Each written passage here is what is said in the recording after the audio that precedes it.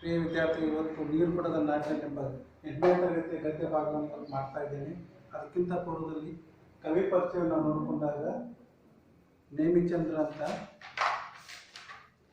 ಶ್ರೀಮತಿ ನೇಮಿಚಂದ್ರ ಅವರು ಚಿತ್ರದುರ್ಗ ಜಿಲ್ಲೆ ಚಿತ್ರದುರ್ಗದಲ್ಲಿ ಜುಲೈ 16, 1956 ಜನಿಸಿದರು. ತಂದೆ ಪ್ರೊಫೆಸರ್ ಜಿ ಗುಂಡಣ್ಣ, ತಾಯಿ ತಿಮ್ಮಕ್ಕ. ಪ್ರಾರಂಭಿಕ ಶಿಕ್ಷಣ ತುಮಕೂರಿನಲ್ಲಿ ಮುಗಿಸಿದರು, ಮೈಸೂರಿನಲ್ಲಿ ಪೂರೈಸಿದರು.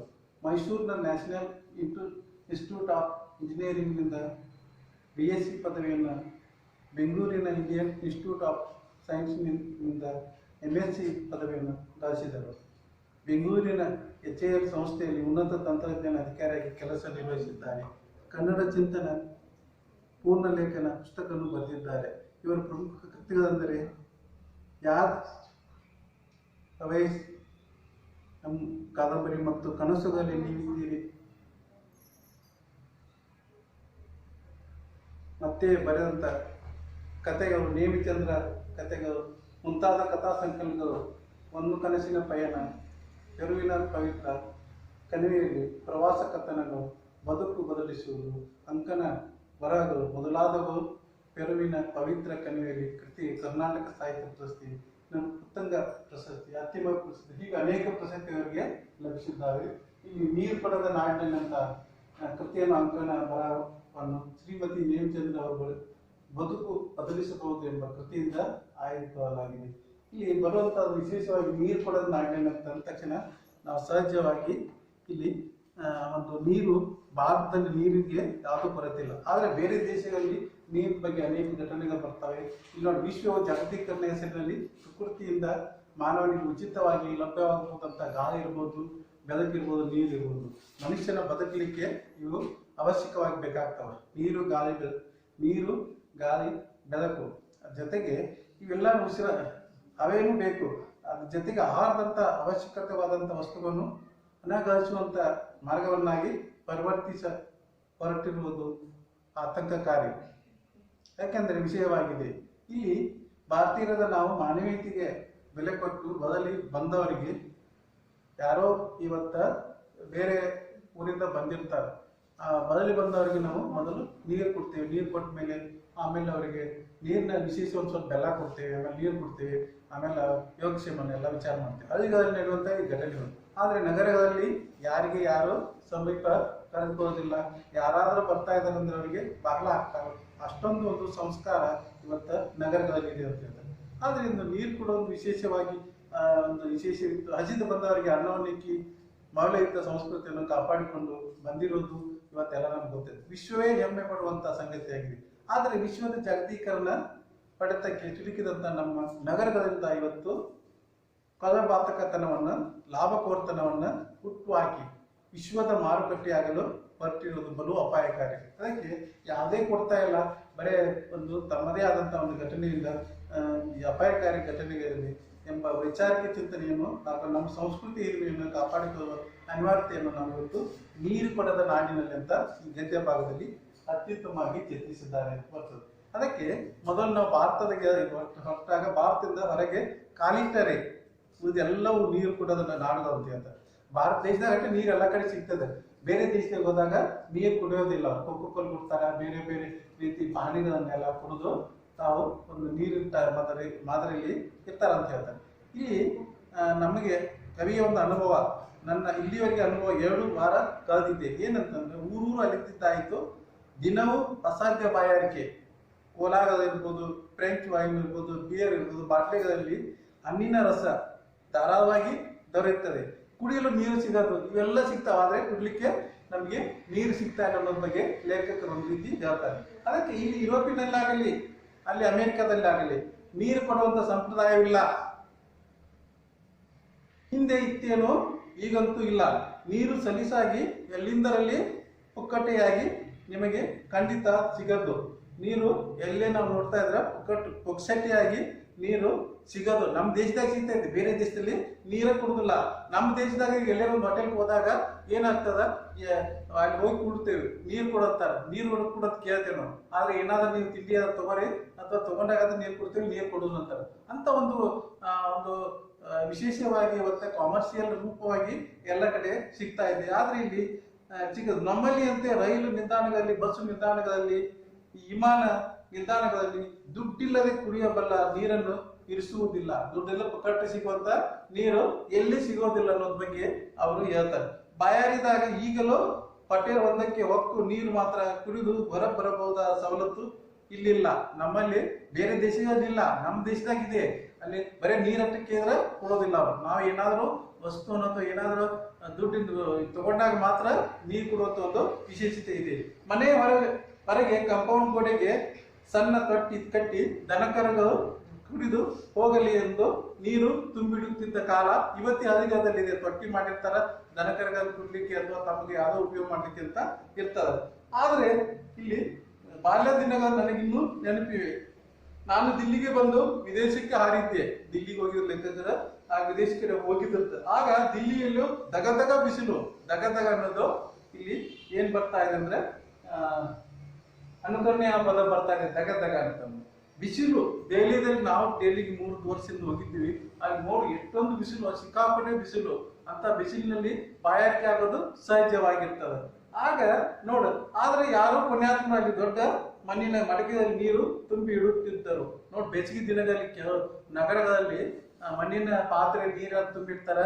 ಆಮೇಲೆ ಬಂದವರಿಗೆಲ್ಲ ನೀರು ಕೊಡೋದು ವಿಶೇಷ ಸಂಪ್ರದಾಯ ಇತ್ತು. ಆದ್ರೆ ದೆಹಲಿಯಲ್ಲಿ ಇವತ್ತು ಅಲ್ಲಿ ಒಂದು ಮಣ್ಣಿನ ಮಡಿಕೆ ನೀರು ತುಂಬಿರುವಂತ ಒಂದು ಪದ್ಧತಿ ಇತ್ತು. ಆಮೇಲೆ ದೆಹಲಿಯಲ್ಲಿ ಏನಪ್ಪಾ ಅಂದ್ರೆ ನಾವು ಟೀ ಕುಡ್ಲಿಕ್ಕೆ ಬೇರೆ ಬೇರೆ ಪ್ಲಾಸ್ಟಿಕ್ ಅಥವಾ ಬೇರೆ ಬೇರೆ ತಟ್ಟೆ ಮಾಡ್ತಾವೆ. ಅಲ್ಲಿ ದೆಹಲಿ ಮಣ್ಣಿನ ಒಂದು ಲೋಟ ಇರ್ತಾವೆ, ಅದರಲ್ಲಿ ಟೀಯನ್ನು ಕುಡಿಬಹುದು ಅಥವಾ ನೀರನ್ನು ಕುಡಿಬಹುದು ಒಂದು ವಿಶೇಷತೆ ಇರ್ತದೆ ಅಂತ ಹೇಳ್ತಾರೆ.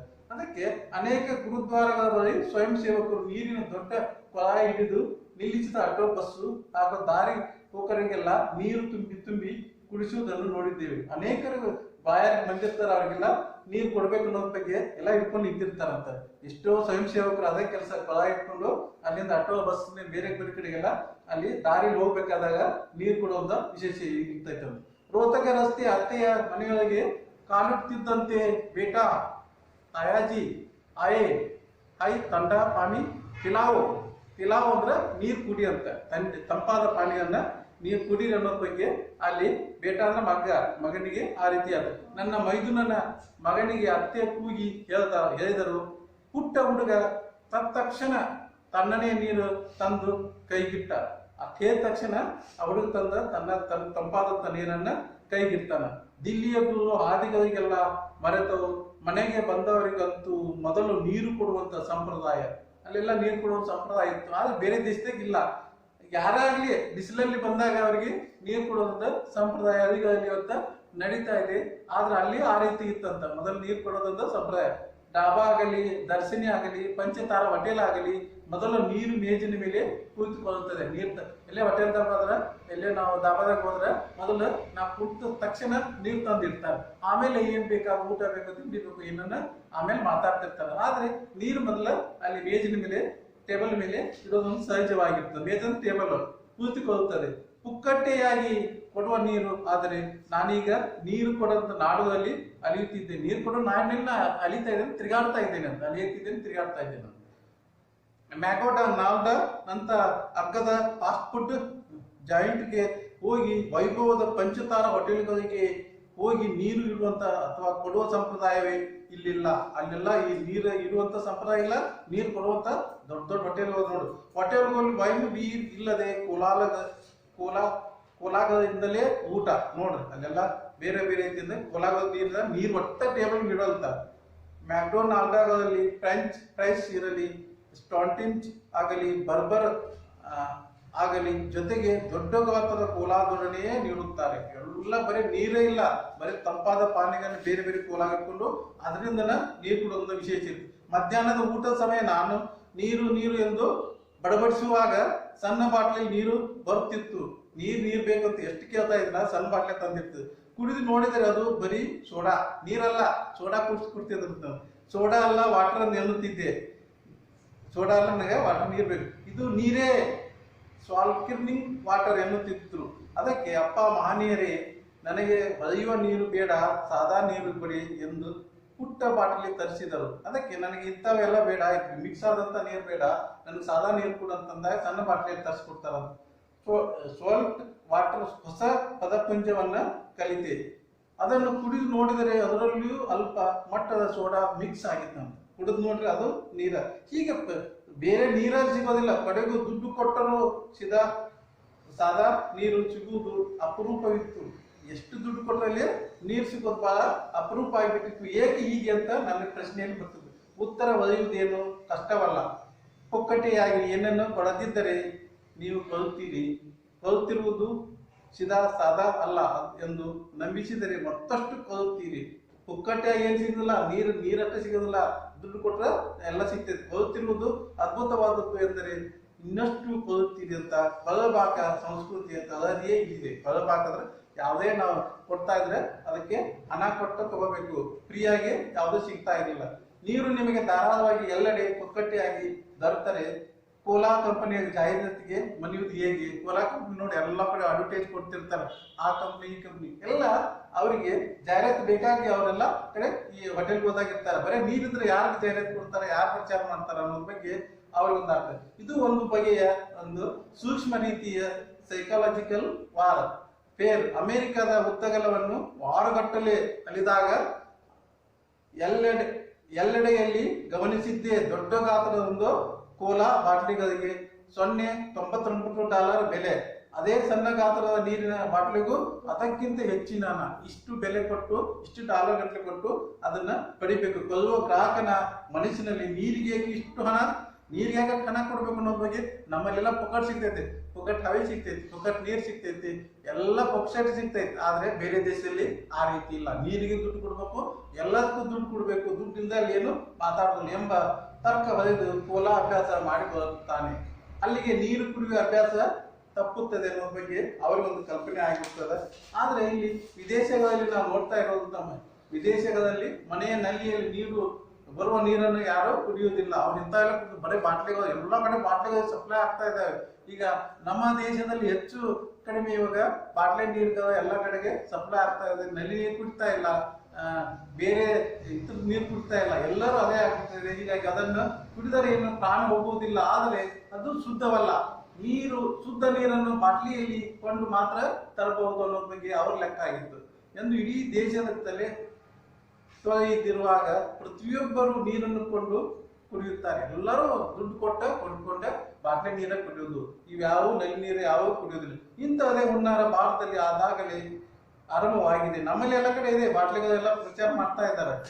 ಈ ನಲ್ಲಿ ನೀರು ಯಾರು ಕುಡಿಯೋದು ಕಡಿಮೆ ಆಗಿದೆ. ಕೀಟನಾಶಕವಿರುವಂತಹ ನೀರನ್ನು ಶುದ್ಧವೆಂದು ಮಾರಿ ಉದ್ಧಾರವಾದಂತ ಕಂಪನಿಗಳು ನೋಡ್ರಿ ಇವತ್ತೆಲ್ಲ ಕೀಟನಾಶಕ ಅದ್ರ ಏನೇನು ಕುಡಿಯುತ್ತೋ ಗೊತ್ತಾಗಲ್ಲ, ಅವನ್ನೆಲ್ಲ ತಂದು ಮಾರಿ ಇವತ್ತ ಎಷ್ಟೊಂದು ಉದ್ಧಾರ ಆಗ್ತಾ ಇದಾವ ಅನ್ನೋ ಬಗ್ಗೆ ನಮಗೆ ಗೊತ್ತಾಗ್ತದೆ. ಅದಕ್ಕೆ ಆ ಕಂಪ್ನಿಗೆಲ್ಲ ಕೊಲಭಾಗ ಸಂಸ್ಕೃತಿಯ ಪರಾಕಾಷ್ಠಿಯಾಗಿ ನನಗೆ ನೀರು ಕೊಡದ ನಾಡುಗಳು ಕಾಣುತ್ತವೆ. ನೀರು ಕೊಡದಂತ ನಾಡಗ ಇವೆಲ್ಲ, ಅದಕ್ಕೆ ನೀರು ಕೊಡದ ನಾಡಿನಲ್ಲಿ ನಾವು ಅಂತೇವೆ. ನಮ್ಮ ಭಾರತದಲ್ಲೆಲ್ಲ ಸಿಗ್ತಾವ. ಬೇರೆ ದೇಶದ ಒಂದು ಸಂಸ್ಕೃತಿಯನ್ನು ನೋಡ್ಕೊಂಡ ನೀರು ಕೊಡದ ನಾಡುಗಳಾಗಿ ಕಾಣ್ತಾವ ಅಂತ ಹೇಳಿ ಇಂಥದೇ ಮರೋತನಕ್ಕೆ ಅದಾಗಲೇ ಭಾರತೀಯರು ಬಲಿಯಾಗಿದ್ದರು. ಎಷ್ಟೋ ವಾರದ ಇಂಥದಕ್ಕೆಲ್ಲ ಬಲಿಯಾಗಿ ಹೋಗ್ತಾ ಇದ್ದಾರೆ. ಅವರಲ್ಲಿ ನೀರು ಸಿಗ್ತಾ ಇಲ್ಲ ಅನ್ನೋದ್ರ ಬಗ್ಗೆ ಒಂದು ಕಡೆಗೆ ಹೇಳ್ತಾರೆ. ನಮ್ಮ ಎಳನೀರು, ಮಜ್ಜಿಗೆ, ಪಾನಕ, ಕಬ್ಬಿನ ಹಾಲು, ತಾಜಾ ಹಣ್ಣಿನ ರಸ ಎಲ್ಲವನ್ನು ತೊರೆದು ಕೋಲಾಗಳಿಗೆ ಮುಗಿ ಬೀಳುತ್ತಿರುವಂತಹ ಜನರ ಸಂಖ್ಯೆ ಏರುತ್ತಿದೆ. ಎಲ್ಲರ ಒಟ್ಟಿಗೆ ಏನಪ್ಪಾ ಅಂದ್ರೆ ಈ ನೀರನ್ನ ಕುಡಿತಾ ಇಲ್ಲ. ಅವರಿಗೆಲ್ಲ ಕಬ್ಬಿನ ಹಾಲು ಇರ್ಬೋದು, ಮಜ್ಜಿಗೆ ಇರ್ಬೋದು, ಎಳನೀರು ಇರ್ಬೋದು, ಹಿಂಗ ಹಣ್ಣಿನ ರಸ ಇರ್ಬೋದು, ಎಲ್ಲ ಕಡೆಗೆ ಬೇರೆ ಬೇರೆ ಹೆಚ್ಚು ಘಟನೆ ನೋಡ್ಕೊಂಡಾಗ ಇವನೇ ಎಲ್ಲ ಬೇರೆ ಕಡೆಗೆ ವೈಯಕ್ತಿಕವಾಗಿ ವಿದೇಶಿ ಪ್ರವಾಸಗಳಲ್ಲಿ ನನಗೆ ಇಷ್ಟು ಕಷ್ಟವಾಗಿದ್ದಿಲ್ಲ. ಲೇಖಕರು ಹೇಳ್ತಾರೆ ಅವ್ರು ವಿದೇಶಿ ಪ್ರವಾಸದಾಗ ಇಷ್ಟ ಆಗ್ತದೆ. ತಿಂಗಳ ಹೋಟೆಲ್ ಅಲೆದರು ನಾನು ಇಳಿದುಕೊಳ್ಳುತ್ತಿದ್ದಂತ ಹಗ್ಗದ ಹೋಟೆಲ್ನಿಂದ ಬೆಳಗ್ಗೆ ಹೊರಡುವಾಗಲೇ ಬಾಟ್ಲಿಯಲ್ಲಿ ನಲ್ಲಿ ನೀರನ್ನು ತುಂಬಿಕೊಂಡು ಹೊರಡುತ್ತಿದ್ದೆವು. ಅವರಿಗೆ ಮಾತ್ರ ಯಾವಾಗೂ ಎಲ್ಲಿ ಬೇಕಾಗಿ ಹೋಗ್ಬೇಕು, ಟೂರ್ ಹೋಗ್ಬೇಕಾದ್ರೆ ತಿಂಗಳಗಟ್ಟಲೆ ಎಲ್ಲ ನಲ್ಲಿ ನೀರನ್ನು ಬಾಟ್ಲಿಗೆ ತುಂಬಿಕೊಂಡು ಅವರು ಹೋಗ್ತಾ ಇದ್ರು. ಅದಕ್ಕೆ ಬೇರೆ ದೇಶಗಳೆಲ್ಲ ನಾವು ನೀರು ಸಿಗುತ್ತ, ನಮ್ಮ ಭಾರತೀಯ ನಿರೋಧಕ ಶಕ್ತಿ ಎದುರು ಯಾವ ನೀರಾದರೂ ಅಡ್ಡಿ ಇರಲಿಲ್ಲ. ನಮ್ಮ ಭಾರತೀಯ ಒಂದು ನೀರು ಎಷ್ಟೊಂದು ನಿರೋಧಕ ಶಕ್ತಿ ಇದೆ ಅನ್ನೋದ್ರ ಬಗ್ಗೆ ಅದು ಹೇಳ್ತದೆ. ಅದಕ್ಕೆ ಬೇರೆ ಯಾವುದು. ಆದರೆ ಕೆಲಸದ ಮೇಲೆ ಬಂದಂತ ಈ ಪ್ರವಾಸದಲ್ಲಿ ಮನ ಪೈಲುಗಳನ್ನ ಹೊತ್ತು ಅಲ್ಲಿಂದ ಇಲ್ಲಿಗೆ, ಇಲ್ಲಿಂದ ಅಲ್ಲಿಗೆ ಅಲಿಯುವಾಗ ನೀರಿನ ಬಾಟ್ಲಿ ಹಿಡಿದು ಹೋಗುವುದು ಅಸಾಧ್ಯವಾಗಿತ್ತು. ನಾವು ಕೆಲಸ ಸಲುವಾಗಿ ಬಂದಿದ್ದು ಯಾವ್ದು ದೃಷ್ಟಿನ ಬಂದು ಗೊತ್ತಿಲ್ಲ. ಆದ್ರೆ ಬಾಟ್ಲೆ ನೀರು ಇಟ್ಕೊಂಡು ಅಲ್ಲಿಗೆ ಇಲ್ಲಿಗೆ ಅಲಿಯೋದು ಬಹಳ ಒಂದು ರೀತಿ ಕಷ್ಟದಾಯಕ ಆಗಿತ್ತು ಅನ್ನೋದಕ್ಕೆ ಅಸಾಧ್ಯ ಅನ್ನೋ ಬಗ್ಗೆ ಲೇಖಕರ ಇಲ್ಲಿ ಚರ್ಚೆ ಮಾಡ್ತಾರೆ. ಹೀಗಾಗಿ ಬದುಕಾಗ್ತಾನ ಲಾಭ ಕೋರ್ತಾನದ ರೋಗಗಳ ಸಾಂಕ್ರಾಮಿಕವಾಗಿ ಎಲ್ಲ ನೆಲದಲ್ಲಿ ಹರಡಿ ಭಾರತಕ್ಕೂ ಲಗ್ಗೆ ಇಟ್ಟೇವೆ ಎಂದು ತೀರಾ ಇತ್ತೀಚಿನ ದಿನಗಳಲ್ಲಿ ಗಾಢವಾಗಿ ನಮ್ಮೆಲ್ಲರಿಗೂ ಅನುಭವವಾಗಿದೆ. ಅದಕ್ಕೆ ಇವತ್ತ ಲಾಭ ಕೋರ್ತಾನೆ ಇರ್ಬೋದು, ಅವರಿಗೆ ಒಂದು ರೋಗ ಸಾಂಕ್ರಾಮಿಕ ರೋಗ ಹಬ್ಬತೈತೆ ಅನ್ನೋದು ಗೊತ್ತಿಲ್ಲ. ಭಾರತದಲ್ಲಿ ಎಲ್ಲ ಈಗ ಬೇರೆ ದೇಶದಿಂದ ಬಂದ ಸಾಂಕ್ರಾಮಿಕ ರೋಗ ಹಬ್ಬಿ ಎಲ್ಲರೂ ಮೂಗು ಮುಚ್ಕೊಂಡು ಅಡ್ಡಾಡುವಂತ ಪ್ರಸಂಗ ಬಂದಿದೆ ಅಂತ ಹೇಳ್ತಾರೆ. ಅದಕ್ಕೆ ನಮ್ಮ ದೇಶದಿಂದ ಬೇರೆ ದೇಶಕ್ಕೆ ಹೋಗ್ತಿರ್ಲಿಲ್ಲ, ಬೇರೆ ದೇಶರು ನಮ್ಮ ದೇಶಕ್ಕೆ ಬರ್ಲಿಕ್ಕೆ ಅವಕಾಶ ಮಾಡಿಕೊಡ್ತಿರ್ಲಿಲ್ಲ ಅಂದ್ರೆ ಇಂಥ ಒಂದು ಸಾಂಕ್ರಾಮಿಕ ರೋಗ ದೇಶ ತುಂಬಾ ಸಂಚರಿಸ್ತಿರ್ಲಿಲ್ಲ. ಎಷ್ಟೋ ಜನರು ನಿತ್ಯ ಹಸುನಿಗೆ ಹೋಗ್ತಾ ಇದ್ದೀರಿ ಅನ್ನೋದ್ ಬಗ್ಗೆ ನೋಡ್ಕೊಂಡಾಗ ಪಾಶ್ಚಾತ್ಯರ ಒಂದು ಸಂಸ್ಕೃತಿ, ಪಾಶ್ಚಾತ್ಯರ ನಮ್ಮ ದೇಶಕ್ಕೆ ಬಂದಾಗ ಇವೆಲ್ಲ ಆಗೋದೊಂದು ಸಹಜವಾಗಿದೆ. ಅದಕ್ಕೆ ನಮ್ಮ ಸಂಸ್ಕೃತಿ, ಭಾರತೀಯ ಸಂಸ್ಕೃತಿ ಭವ್ಯವಾದ ಸಂಸ್ಕೃತಿ, ಸನಾತನ ಸಂಸ್ಕೃತಿ. ಈ ಸಂಸ್ಕೃತಿಯಲ್ಲಿ ಇರುವಂತ ಬೇರೆ ದೇಶಕ್ಕೆ ಹೋಲಿಕೆ ಮಾಡಿದ್ರೆ ನಮ್ಮ ಭಾರತೀಯ ಸಂಸ್ಕೃತಿಯನ್ನು ಬೇರೆ ದೇಶದವರೆಲ್ಲ ಹೊಗಳ್ತಾ ಇದ್ದಾರೆ. ಅಷ್ಟೊಂದು ಉತ್ತಮವಾದ ಸಂಸ್ಕೃತಿ ಭಾರತೀಯ ಅಂತ ಹೇಳ್ತಾರೆ. ಆಮೇಲೆ ಅನೇಕತೆಯಲ್ಲಿ ಏಕತೆ ನಡೀತಿರುವಂತ ಭಾರತ ದೇಶ ಇಷ್ಟೊಂದು ಒಂದು ಸಂಸ್ಕೃತವಾದಂತಹ ದೇಶ ಅನ್ನೋದು ಅವರೆಲ್ಲ ಪಾಶ್ಚಾತ್ಯ ಬಂದ ಈ ದೇಶವನ್ನು ಒಗೆದು ಹೋಗಿದ್ದಾರೆ ಅಂತ ಬರ್ತದೆ. ಈಗ ಸಂಸ್ಕೃತಿಯ ಮೇಲೆ ದಾಳಿ ಎನ್ನುವಾಗ ನನಗೆ ಮದರ್ಸ್ ಡೇ ಅಂತ ಇವೆಲ್ಲ ಬರ್ತಾವ. ಅವ್ರ ಡೇ ಇರ್ಬೋದು, ತಂದೆ ದಿವಸ ಮಾಡೋ, ತಾಯಿ ದಿವಸ ಡೇ, ವ್ಯಾಲೆಂಟೈನ್ ಡೇ ಆಚರಿಸುವುದು ಅಷ್ಟು ದೊಡ್ಡ ಅನಾಹುತವಾಗಿ ಕಾಣುವುದಿಲ್ಲ. ಇವನ್ನೆಲ್ಲ ಆಚರಣೆ ಮಾಡೋದು ಅಷ್ಟು ಸರಿ ಅನಿಸೋದಿಲ್ಲ. ಈ ಹೊಸ ದಿನಗಳೆಲ್ಲ ಉಕ್ಕಿದ ಪ್ರೀತಿಯ ದೂತಕವಲ್ಲ, ಗಿಫ್ಟ್ ಗ್ರೇಟಿಂಗ್ ಕಾರ್ಡ್ ಮಾರುವಂತ ಹೊಸ ಹುನ್ನಾರಗಳೆಂದು ಸರ್ವರಿಗೆ ವೇದವಾಗಿದೆ. ಅದಕ್ಕೆ ಇವೆಲ್ಲ ಏನಪ್ಪಾ ಅಂದ್ರೆ ಹೊಸ ದಿನಗಳೆಲ್ಲ ಪ್ರೀತಿಯ ಒಂದು ದೂತಕವಾಗಿ ಗಿಫ್ಟ್ ಕೊಡ್ತಾರೆ, ಗ್ರೇಟಿಂಗ್ ಕೊಡ್ತಾರೆ, ಯಾವ ಕಾರ್ಡ್ ಕೊಡ್ತಾರೆ ಅನ್ನೋದ್ ಬಗ್ಗೆ ಮಾರುವಂತ ಒಂದು ರೂಪವಾಗಿಬಿಟ್ಟಿದೆ, ವೇದವಾಗಿಬಿಟ್ಟಿದೆ. ಆದರೆ ನನಗೆ ಗಾಬರಿಯ ಹುಟ್ಟಿಸುವುದು ನಮ್ಮ ಭಾರತೀಯ ಸಂಸ್ಕೃತಿಯ ಬುನಾದಿಯನ್ನ, ಜೀವನ ಶೈಲಿಯನ್ನ, ನಂಬಿಕೆಗಳನ್ನ, ಮೌಲ್ಯಗಳನ್ನ, ಸಂಸ್ಕೃತಿ ಬುನಾದಿಯನ್ನ ಅಲಗಿಸುವಂತ ಕೊಲಪಾತಕತನ ಅಗತ್ಯಗಳಲ್ಲಿ ನಡೆದು ಹೋಗುತ್ತಿದ್ದುದು ಬದುಕು. ಅದಕ್ಕೆ ಇದೆಲ್ಲ ಏನಪ್ಪಾ ಅಂದ್ರೆ ನಮ್ಮ ಭಾರತೀಯ ಸಂಸ್ಕೃತಿ ಬುನಾದಿಯನ್ನೆಲ್ಲ ಜೀವನ ಶೈಲಿಯನ್ನ ಬದಲು ಮಾಡ್ತಾ ಇದೆ, ನಂಬಿಕೆಯನ್ನೆಲ್ಲ ನಾಶ ಆಗ್ತಾ ಇದೆ, ಮೌಲ್ಯಗಳೆಲ್ಲ ಹೋಗ್ತಾ ಇದೆ, ಸಂಸ್ಕೃತಿ ಬುನಾದಿಯನ್ನೆಲ್ಲರೂ ಅಲುಗಾಸ್ತಾ ಇರುವಂತ ಪಾಶ್ಚಾತ್ಯ ಸಂಸ್ಕೃತಿಯಿಂದ, ಪಾಶ್ಚಾತ್ಯ ಘಟನೆಯಿಂದ, ಪಾಶ್ಚಾತ್ಯರು ಕೊಟ್ಟಂತ ಒಂದು ಕೊಡುಗೆಯಿಂದ ನಮ್ಮ ಭಾರತೀಯ ಸಂಸ್ಕೃತಿ ಮತ್ತು ನಾಗರಿಕತೆ ಒಂದೇ ನಾಣ್ಯದ ಎರಡು ಮುಖ. ಒಂದು ಕಡೆಗೆ ನಾಗರಿಕತೆ, ಒಂದು ಕಡೆ ಸಂಸ್ಕೃತಿ ಏನಿದೆ, ಬರ್ರಿ ಕೂಡ್ರಿ ಮಾತಾಡ್ರಿ ಎಲ್ಲವನ್ನ ವಿಸ್ತಾರವಾಗಿ ಹೇಳ್ತದ. ನಾವ್ ಏನಿದ್ದೇವೆ, ನಮ್ಮ ಬದುಕು ಹೇಗಿದೆ ಅನ್ನೋದ್ ಬಗ್ಗೆ ಸಂಸ್ಕೃತಿ. ನಾಗರಿಕತೆ ಬಾಹ್ಯ ಜಗತ್ತನ್ನ ಹೇಳ್ತದೆ. ನೀವು ತೊಟ್ಟಂತ ಬಟ್ಟೆ, ಆಮೇಲೆ ನೀವು ತೊಡುವಂತ ಚಪ್ಪಲ್ ಇರ್ಬೋದು, ಬೇರೆ ಬೇರೆ ಎಲ್ಲ ಬಾಹ್ಯವಾಗಿ ನಾಗರಿಕತೆ ಹೇಳ್ತದ. ನೀವು ಹೇಗೆ ಆಗಿದೆ, ಎಷ್ಟು ಇಂಪ್ರೂವ್ ಆಗಿದೆ, ಎಷ್ಟು ಶ್ರೀಮಂತ ಆಗಿದೆ ನಾಗರಿಕತೆ ಇದೆ. ಸಂಸ್ಕೃತಿ ಆತ್ಮಕ್ಕೆ ಸಂಬಂಧಪಟ್ಟ ಆತ್ಮದ ಎಲ್ಲ ಘಟನೆಗೆ ಅನ್ನೋದು ಸಂಸ್ಕಾರವನ್ನ ಅದು ಹೇಳ್ತದ. ಅಂತ ಒಂದು ನಾಗರಿಕತೆ ಸಂಸ್ಕೃತಿ ಒಂದೇ ನಾಣ್ಯ ಎರಡು ಮುಖಗಳಾಗಿ ಬರ್ತಾ ಇದೆ. ಅದಕ್ಕೆ ಇವೆಲ್ಲ ನೋಡ್ಕೊಂಡಾಗ ನಾವು ಇವೆಲ್ಲ ನಮಗೆ ಗಾಬರಿ ಹುಟ್ಟಿಸುವುದು. ನಮ್ಮ ಭಾರತೀಯ ಸಂಸ್ಕೃತಿ ಬುನಾದಿಯನ್ನು, ಜೀವನ ಶೈಲಿಯನ್ನು, ಇವತ್ತ ನಂಬಿಕೆಯನ್ನ, ಮೌಲ್ಯ ಸಂಸ್ಕೃತಿ ಬುನಾದಿಯನ್ನು ಅಲಗಿಸುವಂತ ಕೊಲುಬಾತನ ಇವತ್ತ ಅಗತ್ಯಗಳಲ್ಲಿ ನಡೆದು ಹೋಗುತ್ತಿದ್ದುದು ಬದುಕು ಇಂದು ಬೇಕು ಬೆಲೆಗೆ ಬಿದ್ದಿದೆ. ಸರ್ಕಾರಿ ಕಾಲೇಜಿನ ಪ್ರೊಫೆಸರ್ ಮತ್ತು ಪ್ರಿನ್ಸಿಪಲ್ ಆದ ನಮ್ಮ ತಂದೆಗೆ ಕಾಲೇಜಿಗೆ ಸೈಕಲ್ನಲ್ಲಿ ಹೋಗುವುದು ಅಪಮಾನಕರವಾಗಿ ಕಂಡಿರಲೇ ಇಲ್ಲ. ನೋಡು, ಅವರೆಲ್ಲ ಪ್ರೊಫೆಸರ್ ಆಗಿ ಎಲ್ಲ ಪ್ರಿನ್ಸಿಪಲ್ರಾಗಿ ಸೈಕಲ್ ಮೇಲೆ ಹೋಗ್ತಾ ಇದ್ರಂತೆ. ಇವಾಗಿನ ಯಾರು ಹೋಗ್ತಾರ, ಹೈಸ್ಕೂಲ್ಗೆ ಹೋಗ್ಬೇಕಾದ್ರೆ ಸ್ಕೂಟಿ ತಗೊಂಡು ಹೋಗ್ತಾರೆ. ಫಸ್ಟ್ ಇಯರ್ PUC ಹೋದ್ರು ಸ್ಕೂಟಿ ತಗೊಂಡು ಹೋಗ್ತಾರೆ, ಗಾಡಿ ತಗೊಂಡು ಹೋಗ್ತಾರೆ. ಆಮೇಲೆ ಇಂಜಿನಿಯರ್ ಹೋಗ್ಬೇಕಾದ್ರೆ ಬೈಕ್ ತಗೊಂಡು ಹೋಗ್ತಾರೆ. ಬೇರೆ ಬೇರೆ ಕಡೆ ಎಲ್ಲ ಕಾರ್ ತಗೊಂಡು ಹೋಗ್ತಾರೆ. ಅವ್ರು ಸೈಕಲ್ ನೋಡಿ ಎಷ್ಟು ಜೀವಕ್ಕೆ ಇದಾಗಿತ್ತು. ಅವ್ರು ಪ್ರೊಫೆಸರ್ ಆಗಿ ಆದ್ರೆ ಸೈಕಲ್ ಮೇಲೆ ಹೋಗ್ಬೇಕು ಅನ್ನೋದ್ರ ಬಗ್ಗೆ ಅವ್ರಿಗೊಂದು ವಿಶೇಷ ಅಪಮಾನಕರ ಅಂತ ಹೇಳ್ತಾರೆ. ಅಪಮಾನ ಅಂತ, ಅವ್ರು ಸೈಕಲ್ ಮೇಲೆ ಹೋಗ್ತಾರಪ್ಪ ಅಂತ ಒಂದು ಅಪಮಾನ ಅಂತ. ಜೀವನ ನಡೆಸಬೇಕಾದ್ರೆ ಬೇಕಾದ ಮೇಲೆ ಸೈಕಲ್ ಮೇಲೆ ಹೋಗ್ಬೋದು, ನಡ್ಕೋತ ಹೋಗ್ಬೋದು. ಕೊಂಡು ಒಂದು ವಸ್ತುವನ್ನು ಬದುಕಿಡಿ ಬಳಸುವಂತ ಪರಿಪಾಠವಿತ್ತು. ಒಂದು ವಸ್ತುದಂದ್ರೆ ಜೀವನ ಉದ್ದಕ್ಕೂ ಅದು ಇರ್ತಿತ್ತಂತ. ಇಂದು ಶಾಲೆಯಲ್ಲಿ ಬೈಕ್ ಬೇಕು ಎನ್ನುವ ಮಗ, ಇಂಥದೇ ಬ್ರ್ಯಾಂಡಿನ ಶೂ ಬೇಕು ಎನ್ನುವ ಮಕ್ಕಳು, ಮಾರುತಿ ಕಾರಿದ್ದರೂ ಸ್ವಾತಂತ್ರ್ಯ ಬೇಕು ಎಂದು ಓಡುವಂತ ಹಿರಿಯರು, ಮಾರುಕಟ್ಟೆಗೆ ಬಂದಿದ್ದೆಲ್ಲವೂ ಬೇಕುಗಳನ್ನು ಅಗತ್ಯಗಳಾಗಿ ಹಾಗೂ ಅತ್ಯಗತ್ಯಗಳಾಗಿ ಬರು ಜಾಣತನದ ಬದಲಿಸುವಂತ ಜಾಹೀರಾತು ಮತ್ತೆ ಬಿತ್ತರಿಸುತ್ತವೆ. ನೋಡ್ರಿ, ಇವತ್ತು ಏನಾಗ್ತದ, ಹೈಸ್ಕೂಲ್ ಹೋಗೋ ಮಗ ಸುಖ ಬೈಕ್ ಬೇಕಂತ ಹೇಳ್ತಾನೆ. ಆಮೇಲೆ ನೋಡ್ರಿ ಯಾವ ರೀತಿ ಸ್ಕೂಲ್ ಹೋಗೋರು ಕೇಳ್ತಾರೆ, ಆಮೇಲೆ ಅಂತ ಶೂ ಬೇಕು, ಇಂಥ ಶೂ ಬೇಕು, ಅಂತ ಕಾರ್ ಬೇಕು, ಇಂಥ ಕಾರ್ ಬೇಕು, ಮಾರುಕಟ್ಟೆಯಲ್ಲಿ ಏನ್ ಸಿಗುತ್ತೆ ಎಲ್ಲ ಬೇಕು ಅನ್ನೋದು ಬೇಕುಗಳಿಗೆ ಇವತ್ತು ಕೊನೆ ಇಲ್ಲ. ಮನುಷ್ಯನ ಬಯಕೆಗಳಿಗೆ ಎಷ್ಟು ಬೇಕು, ಅದು ಬೇಕು, ಇದು ಬೇಕು ಅನ್ನೋದ್ರ ಬಗ್ಗೆ ಎಷ್ಟೊಂದು ಆಗಿದೆ. ಇವೆಲ್ಲ ಜಾಹೀರಾತು ಮಾಡ್ಲಿಕ್ಕೆ ಮತ್ತೆ ಮತ್ತೆ ಬಿತ್ತರಿಸ್ತವೆ. ಆರಾಮ ಐಷಾರಾಮದ ಅಪ್ಪಟ ಐಷಾರಾಮದ ಜೀವನ ನಡೆಸಬೇಕು, ವಸ್ತುವನ್ನು ಇವಿಲ್ಲದೆ ಬದುಕಿಲ್ಲ ಎಂಬಂತೆ ಬಿಂಬಿಸುತ್ತಾರೆ. ಅದಕ್ಕೆ ಇವಿಲ್ದ ನಾವು ಬದುಕುದಲ್ಲ, ನಮ್ಗೆ ಐಷಾರಾಮ್ ಬೇಕು, RCC ಬಿಲ್ಡಿಂಗ್ ಇರಬೇಕು, ಅದ್ರಾಗ ಎಲ್ಲ ವ್ಯವಸ್ಥೆ ಇರಬೇಕು, ಕಾರ್ ಇರಬೇಕು, ಆಮೇಲೆ ನಮಗೆಲ್ಲ ವ್ಯವಸ್ಥಿತ ಇರಬೇಕು ಅನ್ನೋದು ಮನುಷ್ಯನ ಬಯಕೆಗೆ ಡಿಒಡರೆಂಟ್ ಅಂತ ಹಾಕಿಕೊಳ್ಳದೆ ಇದ್ದರೆ ತಾನು ನಾತ ಬಡಿಯುತ್ತೇನೆ. ನೋಡ ಎಲ್ಲ ಸೇಂಟ್ ಹಾಕೊಂಡು ಅದು ಹಾಕೊಂಡು ಇದು ಹಾಕೊಂಡು ವಾಸನೆ ಇನ್ನೊಂದು ಎಂಬಿಷ್ಟು ಒಂದು ಕೀಳಿಮೆಯನ್ನ ಹುಟ್ಟಿಸಬಲ್ಲದು. ಕೀಳಿಮೆ ಅವ್ರ ಶ್ರೀಮಂತರು ನಾವು ಬರೋದು, ಅವರು RCC ಮನೆ ಇದ್ದ ಹಂಚಿನ ಮನೆ ಐತಿ, ನಮ್ಗೇನು ಇದೆಲ್ಲ ಅವ್ರಿಗೆಲ್ಲ ಹೀಗೆ ಮನುಷ್ಯನಲ್ಲಿ ಅನೇಕ ಭಾವನೆಗಳು, ಅನೇಕ ಆಲೋಚನೆಗಳು ಅವನಲ್ಲೇ ಈ ರೀತಿ ಬದಲಾವಣೆ ಆಗ್ತಾ ಇದೆ. ಕೊನೆಗೆ ಎಲ್ಲವೂ ನಿಮ್ಮನ್ನು ಕೊಲ್ಲುವಂತೆ ಪ್ರೇರಿಸಿ ಎಲ್ಲ ತಗೋಬೇಕಂತ ಐತೆ. ಅವರೆಲ್ಲ ಅಂತ ಪಟ್ಟಿದ್ದವ್ರು ನಾಯಕ ಇಂಥದ್ದಾಗಿರ್ಬೇಕು, ಅವರೆಲ್ಲ ಎಂಥ ಮನೆಯಲ್ಲಿದ್ದು ನಾವ್ಯಾಕೆ ಇಂಥದ್ರಾಗಿ. ಮನುಷ್ಯನ ಬಯಕೆಗಳಿಗೆ ಇನ್ನೊಬ್ಬರ ಕೇಳಿದ ಮೇಲೆ ಅವ್ರಿಗಿಂತ ಕಡಿಮೆ ನಾನಲ್ಲ ಅನ್ನೋದ್ರ ಬಗ್ಗೆ ಅವನಲ್ಲಿ ಬರ್ತದೆ. ಅವ್ರೇನು ತಗೊಂಡಿಲ್ಲ ಅವ್ರು ತಗೋದ. ನಿಮ್ಮ ಮುಂದಿನ ಮನೆಯವ್ರು ಒಂದು ಬೈಕ್ ತಗೊಂಡು ನಾವು ತರಬೇಕು ಅನಿಸ್ತೈತಿ, ಅವ್ರು ಟಿವಿ ತಂದ್ರೆ ನಾವು ಟಿವಿ ತರಬೇಕು ಅನಿಸ್ತೈತಿ, ಅವ್ರು ಆಗ ಬೇರೆ ಕಡೆ ಹೋಗ್ತಾ ಇದ್ರೆ ನಾವು ಹಾಗೆ ಹೋಗ್ಬೇಕು. ಹೀಗೆ ಮನುಷ್ಯನ ಭಾವನೆಗಳಲ್ಲಿ ಅನೇಕ ರೀತಿ ಬದಲಾವಣೆ ಆಗ್ತಾ ಅಂತ ಹೇಳ್ತಾರೆ. ಅವನಿಗೆ ಕೊನೆ ಅನ್ನೋದು ಇರೋದಿಲ್ಲ, ಅವನ ಆಸೆಗೆ ಕೊನೆ ಅನ್ನೋದಿಲ್ಲ. ಕೊನೆಗೆ ಎಲ್ಲವೂ ನಿಮ್ಮನ್ನು ಕೊಲ್ಲುವಂತೆ ಪ್ರೇರಿಸುತ್ತವೆ ಅಂತ ಹೇಳ್ತಾರೆ. ಕೆಲವು ವರ್ಷ ಹಿಂದೆ ದಿನಪತ್ರಿಕೆಯಲ್ಲಿ ಓದಿದ್ದೆ, ಜನಪ್ರಿಯ ಹೋಟೆಲಿನ ಮಾಲೀಕರೊಬ್ಬರು ಬರ್ದಿದ್ದಾರಂತ. ಏನು ಬರ್ದಿದ್ರು ನೋಡು, ಬರ್ದಿದ್ದಾರ ಏನಂತ, ತಂಪು ಪಾನೀಯದ ಕಂಪನಿಯೊಂದು ಆತನನ್ನು ಸಂಪರ್ಕಿಸಿ ನೀವು ಗ್ರಾಹಕರಿಗೆ ಬಂದೊಡನೆ ನೀರು ಕೊಡುವುದನ್ನು ನಿಲ್ಲಿಸಿದರೆ ಇಷ್ಟು ಹಣ ಕೊಡುವುದಾಗಿ ಇರ್ತದಂತೆ. ನೋಡ್ರಿ, ಅವ್ರಿಗೆ ಯಾರು ಬಂದಿರ್ತಾರಲ್ಲ ಅವ್ರಿಗೆ ನೀರು ಕೊಡು ನಿಲ್ಲಿಸಿದ್ರೆ ನಿಮಗೆ ಎಷ್ಟು ಬೇಕು ಅಷ್ಟು ಹಣ ಕೊಡೋದಂತ ಮಾಡ್ತೇವೆ ಅಂತ ಹೇಳ್ತಾರೆ. ಈಗಾಗಲೇ ಬೆಂಗಳೂರಿನಲ್ಲಿ ನನಗೆ ನೀರು ಕೊಡದ ಸಂಸ್ಕೃತಿಯ ಅನುಭವವಾಗಿದೆ. ಮಹಾತ್ಮ ಗಾಂಧಿ ರಸ್ತೆ ಬಾಂಬೆ ಬಜಾರ್ ಎದುರಿನ ಪುಟ್ಟ ಜಾಯಿಂಟ್ನಲ್ಲಿ ನಾನು ಮತ್ತು ಮಗಳು ಕೂತಿದ್ದೇವೆ. ಅವರು ಮತ್ತು ಅವ್ರ ಮಗಳು ಕೂತಿರ್ತಾರೆ ಮಹಾತ್ಮ ಗಾಂಧಿ ರಸ್ತೆ ಬಾಂಬೆ ಬಜಾರ್ ಅಲ್ಲಿ. ಆದ್ರೆ ಇಲ್ಲಿ ನೀರು ತಂದಿಡಲಿಲ್ಲ. ಐಸ್ ಕ್ರೀಮ್ ತಿಂದು ನಾವು ನೀರು ಬೇಕೆಂದು ಕೇಳಿದೆವು.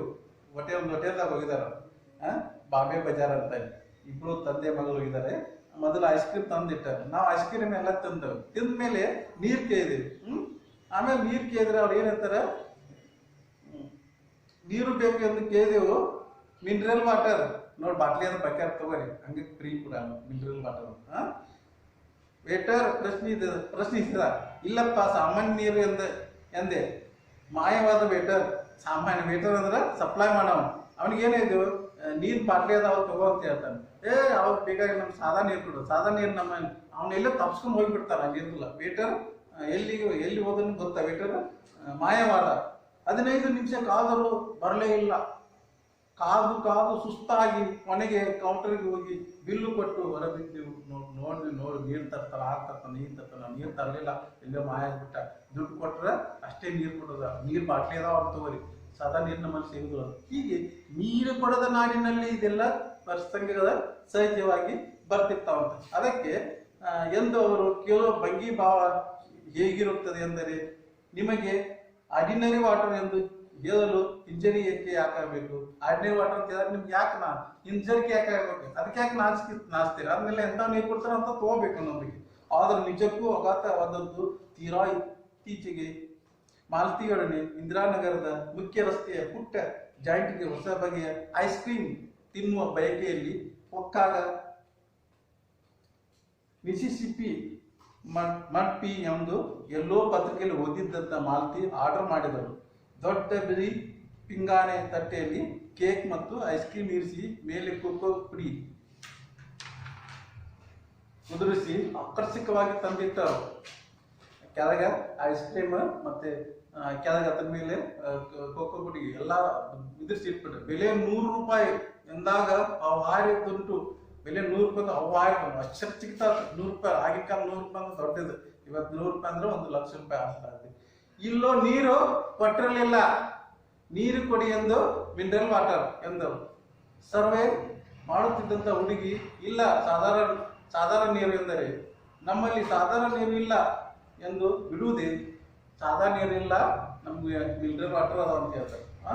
ಅದಕ್ಕೆ ಇಲ್ಲ ಸಾಧಾರಣ ನೀರು ಎಂದರೆ ನಮ್ಮಲ್ಲಿ ಸಾಧಾರಣ ನೀರು ಇಲ್ಲ ಎಂದು ಬಿಡುವುದೇ 100 ರೂಪಾಯಿ ಐಸ್ ಕ್ರೀಮ್ ತಿಂದರೂ ಪುಕ್ಕಟ್ಟಿಯಾಗಿ 1 ಲೋಟ ನೀರು ಕೊಡದ ಜಾಯಿಂಟ್ಗಳಿವು ನೋಡಿ. ಅಷ್ಟು 100 ರೂಪಾಯಿ ಐಸ್ ಕ್ರೀಮ್ ತಿಂದ್ರೆ ಬಿ ಸಾಧಾರಣ ನೀರು ಕುಡಿದಂತ ಜನ ಅದರ.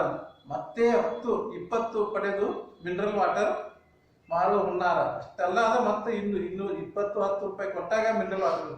ನನಗೆ ರೋಗಿ ಹೋಗಿತ್ತು, ಅಲ್ಲಿ ನೀರು ಕೊಡಲಿಲ್ಲ. ಹೊರಬಂದು ಬನ್ನಿ ಮಾಲ್ತಿ ಸಾಗರ್ಗೆ ಪಾನಿಪುರಿ ತಿನ್ನೋಣ ಎಂದು ಎದುರಿಕೊಂಡು ಸಾಗರ್ ಹೋಟೆಲ್ ಸಿಕ್ತು. ನುಗ್ಗಿದೆವು ಪಾನಿಪುರಿ ತಿನ್ನೋಣಂತ. ಮತ್ತೆ ಅಲ್ಲಿಂದ ಹೊರಗೆ ಬಂದ್ಬಿಡ್ತಾನೆ. ಕೂತೊಡನೆ ವೇಟರ್ ಬಂದು 4 ಲೋಟ ನೀರು ತಂದಿಟ್ಟ. ಮತ್ತೆ 4 ಲೀಟರ್ 4 ಮಂದಿಗೆ 4 ಕಡೆ ನೀರು ತಂದಿರ್ತಾನೆ. ಬರೀ ಬಾಯಲ್ಲಿ ಮನಸ್ಸು ತಂಪಾಯಿತು. ಬರೀ ನೀರು ಕುಡಿದಾಗ ಮನಸ್ಸು ತಂಪಾಯಿತು ಅಂತ ಹೇಳ್ತಾರೆ.